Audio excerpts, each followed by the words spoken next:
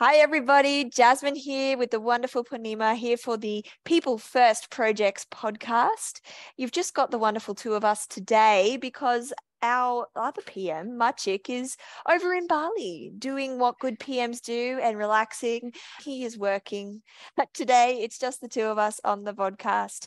Here to talk about a topic today, which I guess is a PM's backbone, I guess you could say. I call it the Golden Trifecta. It's probably got other terms that people like to refer to it as.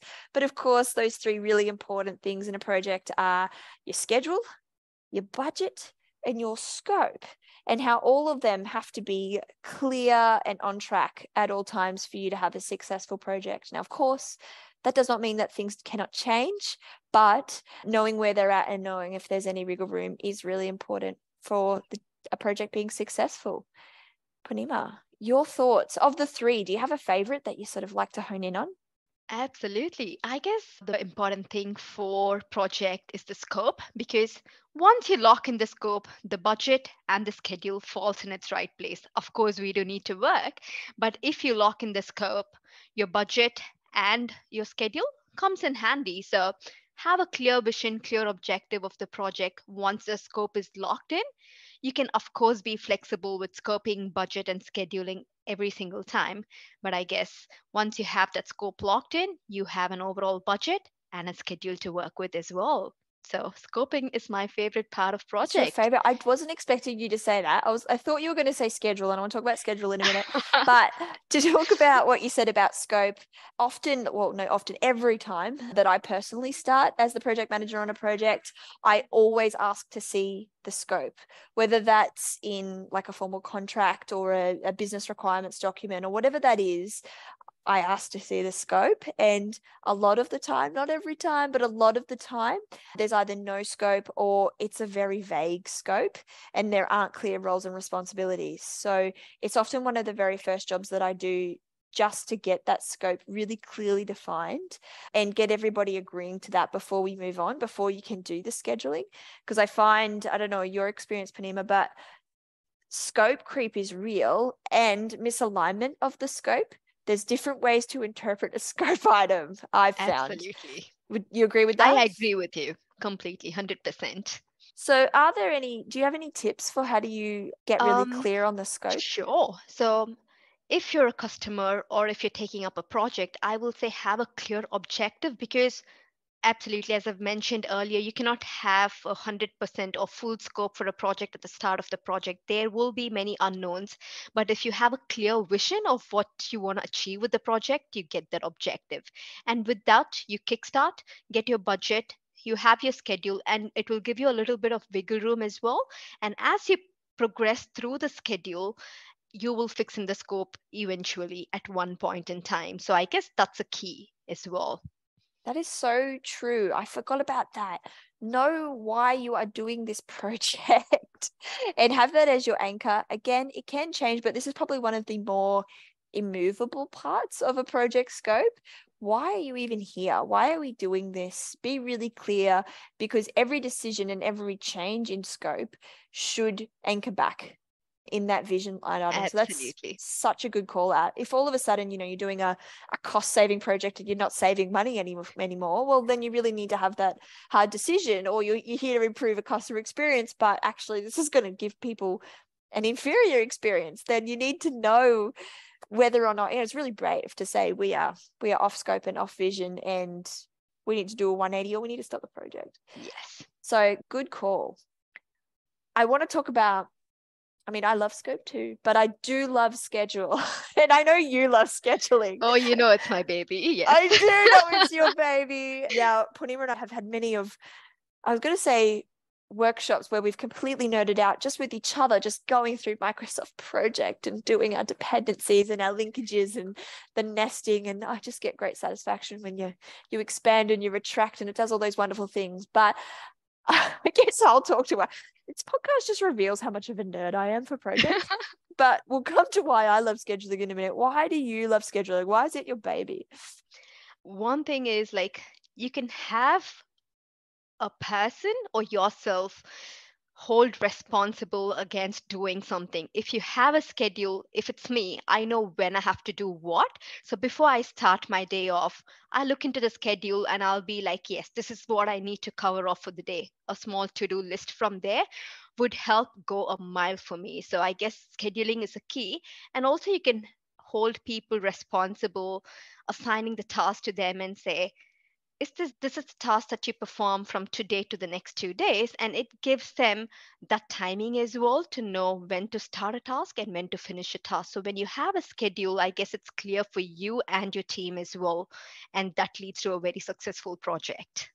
Exactly. A little bit like scope. Everyone is super clear.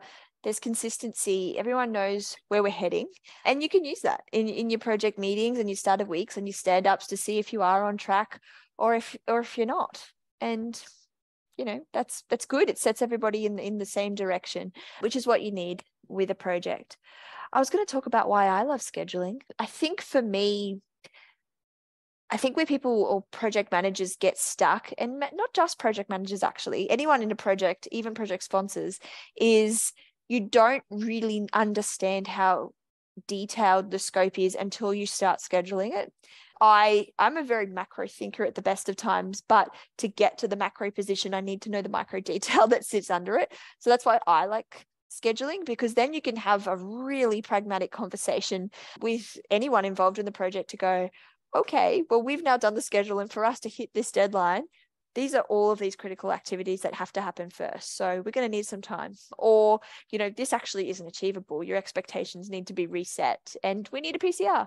You can't do that until you've got a very accurate schedule. And of course, when dynamic things happen, you can go straight to your schedule and go, well, what does this mean? What does this mean for us?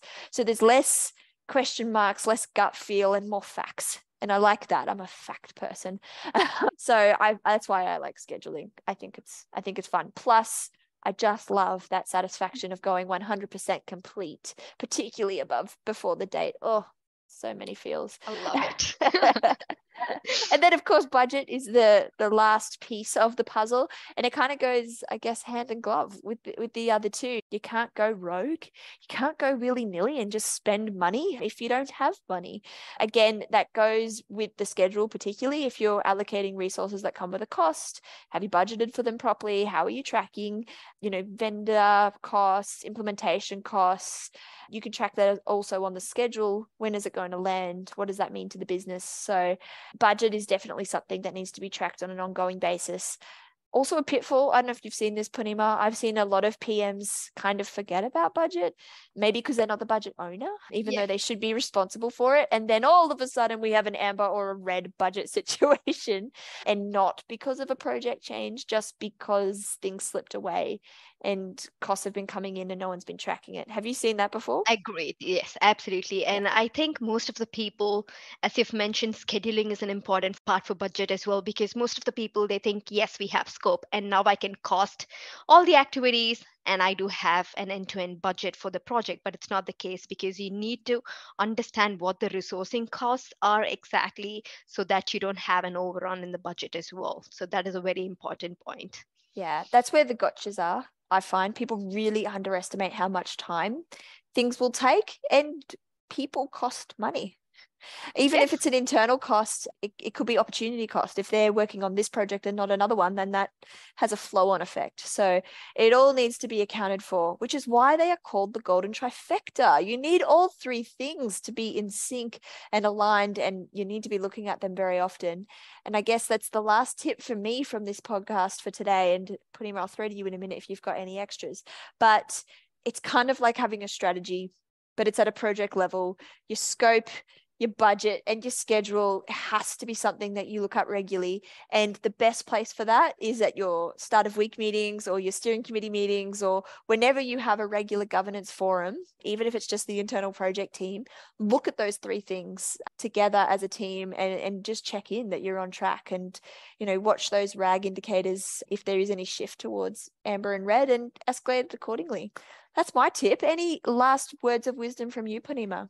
I would say scope, schedule, budget are like a golden mantra as well. So it's like 3 points of the triangle. You get that right and you get an equilateral triangle. So it all goes smoothly.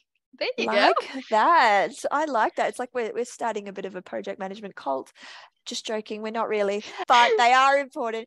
Don't forget them. A little bit of structure there, and tracking them will set you free, and you'll have a successful project. All right, everyone, we will see you for next podcast episode of the People First Projects Vodcast. Thank you for tuning in. We will see you next time. Bye.